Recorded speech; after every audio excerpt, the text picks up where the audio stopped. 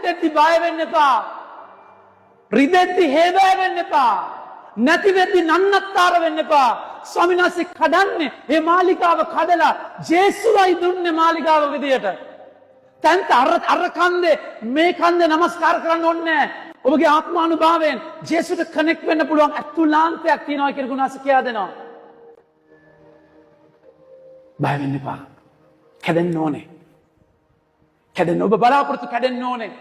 ඔබ හිතන්නේ නැති අස්සනීපයක්, කඩාගෙන වැටීමක්, රැවටිල්ලක්, පාවාදීමක්, අතහැරීමක්, ෆේල් වීමක් වෙන්න ඕනේ.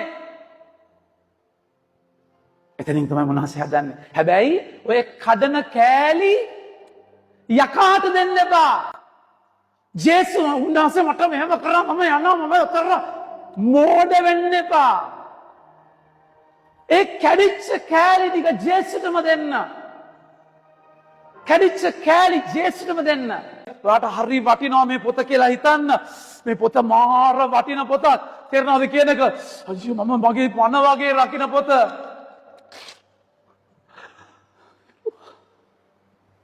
හිරුවා.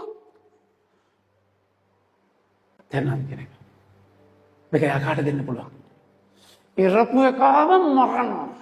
කොකාට වාරයන්න තිත්්‍යයට දෙවාරය දුමාරය දෙන්න දුම් යන්න. කාල කන්නේ ඇත්ත මෙහෙම කරා මොක බෑවිලා යන්නන මට සාප වෙන්න ඕනේ. කන්න නැත්තම් ඩිප්‍රෙෂන් මට වෙන්නේ අයියට මම මරනවා මගේ ජීවිතේ බාලා. ස්වානුකම්පාව එහෙම නෙමෙයි. ඉරිච්ඡ දේ ජේසුට දෙන්න. ජේසුට දුන්නාම ඉරිච්ඡ කොලේ ජේසුට දුන්නාම ඒ කැඩිච්ච කුඩු වෙච්ච කෑලි ජේසුට දුන්නාම මගේ ආදර ප්‍රේමාන්තනේ උන්වහන්සේට පුළුවන් වාගේ ජීවිතේ අලුත් දෙයක් කරන්න. උන්වහන්සේට පුළුවන් වාගේ ජීවිතේ ඔයාට හිතන්නේ නැති දෙයක් කරන්න. ඔයා විනාශ කරගත්ත දේ ඒ ව්‍යසනය උන්වහන්සේට පුළුවන් වාසනාවක් කරන්න. ඔබ අනාගත පජාත කරගත්ත දේ බාර දෙන්න උන්වහන්සේට. උන්වහන්සේ කියනවා දේව ඔය මාලිගාව කැඩෙයි. මම දාස්සනෙන් හදනවා. ඒක අලුත් දෙයක්. ඊට හොල්ලන්න බෑ, වටන්න බෑ.